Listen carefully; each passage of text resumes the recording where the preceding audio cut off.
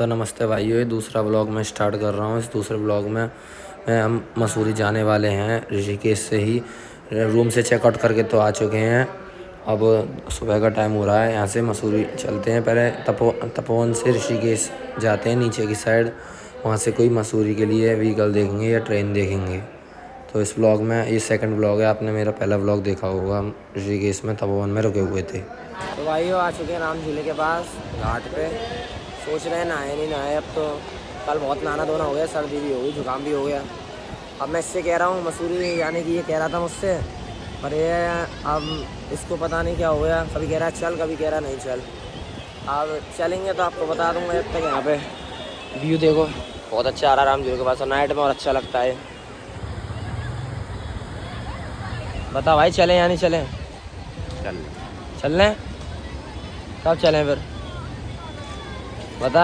अभी चल रहे चल रहे हैं, बताता हूँ फिर जाते हैं नहीं जाते।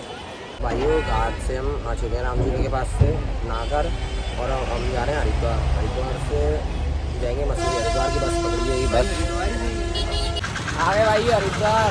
बस से उतरे हैं अभी बिल्कुल सामने रेलवे स्टेशन है। यहाँ से अपनी 4 बजे की है देहरादून की ट्रेन। वहाँ से बस पकड़ कर फिर मसूरी जाएंगे।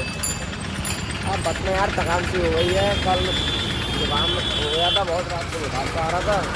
अब सीधा देहरादून में मिलेंगे आपको। 4 बजे तक स्टेशन पर वेट करते हैं ट्रेन का आने का।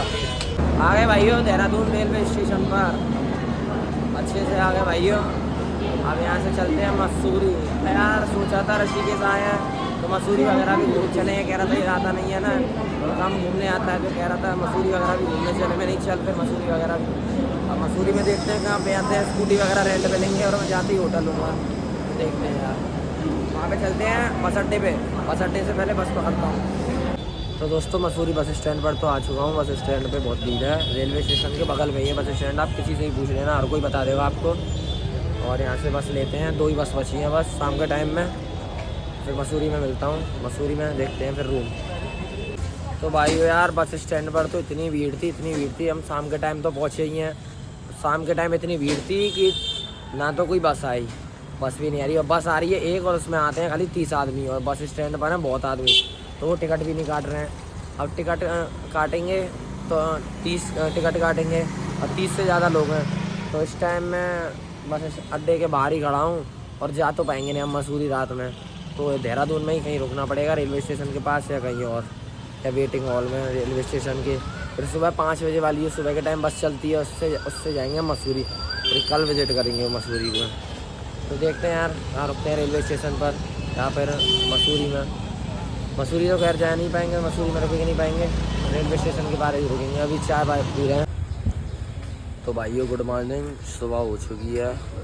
मेरे पीछे ये बस स्टैंड, रेलवे स्टेशन में बस स्टैंड पर आ गया हूँ मसूरी वाले पर यार अभी 2 बस आई। सुबह के 5 बज रहे हैं, 2 बस आई और बहुत भीड़ थी।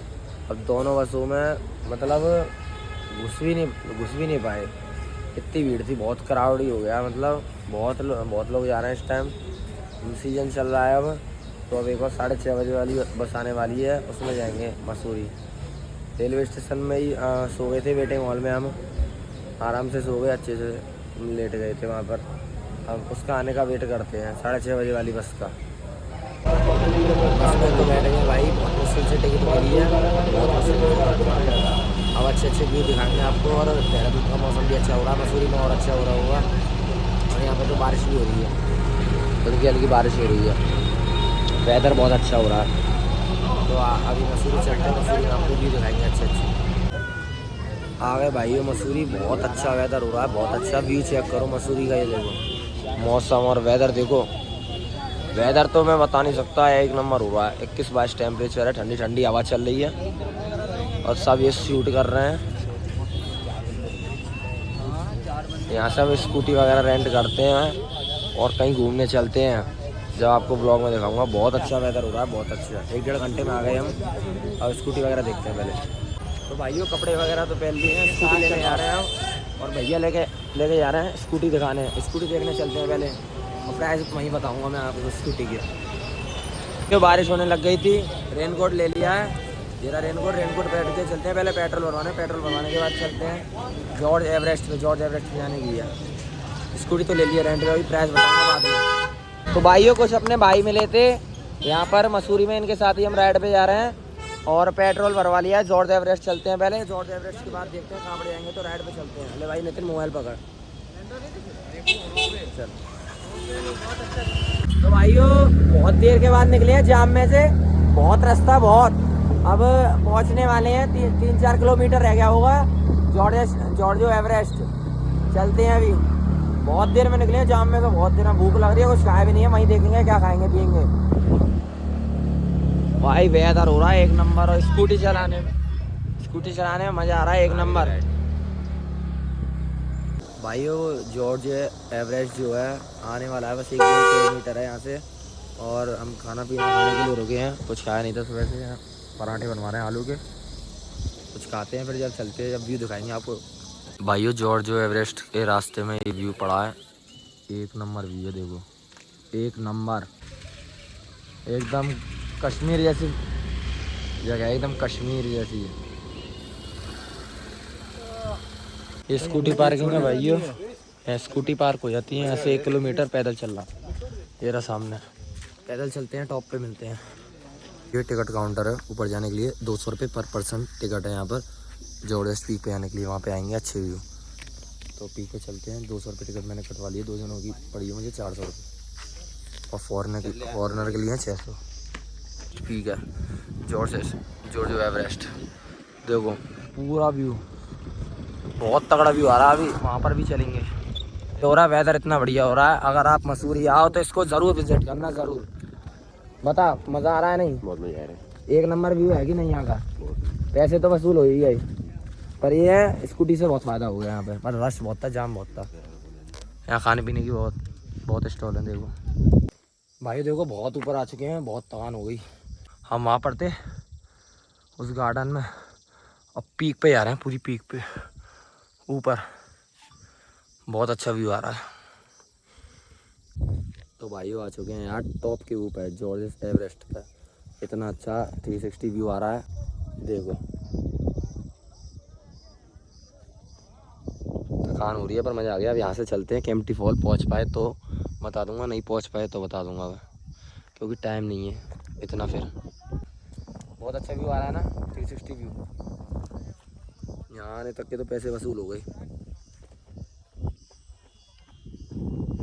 भाइयों केम्प्टी वाटरफॉल के रास्ते में आ गए हैं, और यहाँ से 4-5 किलोमीटर है केम्प्टी वाटरफॉल।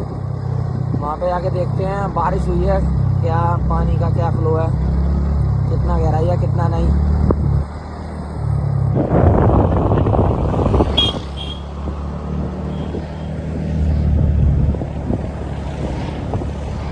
लेट और हो गए हैं भाइयों, शाम की यहाँ से बस और है, बस छूट जाएगी तो फिर मसूरी में रुकना पड़ेगा, मसूरी में स्टे करना पड़ेगा।